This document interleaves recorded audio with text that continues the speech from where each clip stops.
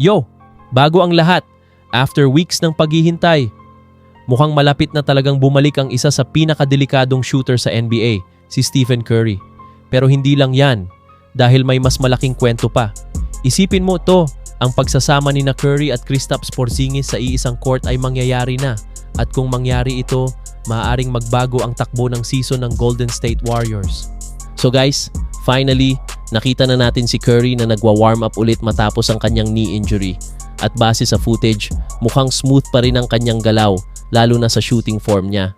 Hindi pa ito full return, pero malinaw, papalapit na siya. At para sa Warriors fans, malaking relief ito. Kapag nasa court si Curry, automatic na nagbabago ang depensa ng kalaban. Mas maluwag ang spacing, mas maraming open shots ang teammates, at mas nagiging unpredictable ang offense. Kaya kahit simpleng warm-up pa lang ito, malaking indikasyon na babalik na ang sistema ng Warriors sa dati nilang identity. Ngayon, isa sa pinaka-inaabangan, ang posibilidad na bumalik si Curry kontra sa Houston Rockets.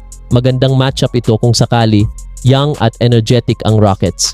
Mahilig sila sa fast pace at gustong magpakita laban sa big teams.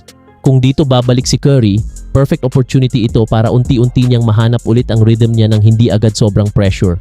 Pero ito ang mas exciting, ang posibilidad na makita na natin ang duo ni na Stephen Curry at Kristaps Porzingis. Isipin niyo to, elite shooter plus stretch big man, pick and pop nightmare, inside-outside scoring combo. Si Porzingis kayang bumanat sa tres at mag-provide ng rim protection. Si Curry naman kayang hilahin ang depensa kahit wala siyang bola. Kapag pinagsama mo yan, halos imposible depensahan. At kung pareho silang healthy, maaaring isa ito sa pinaka-underrated ngunit deadly duo sa liga. Siyempre, hindi agad full 100% si Curry. Mas realistic na, limited minutes. Focus muna sa shooting, dahan-dahang pagbabalik sa explosiveness. Pero kahit ganon, isang Curry na hindi pa fully recovered, still dangerous. Kapag nagsama na sina Curry at Porzingis, malaking boost agad sa Golden State Warriors.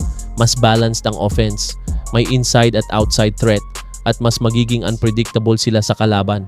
Pwede itong maging turning point ng kanilang season.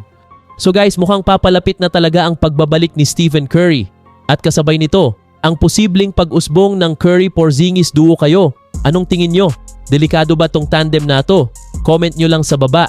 And don't forget to like and subscribe para sa mas maraming NBA updates. Peace out!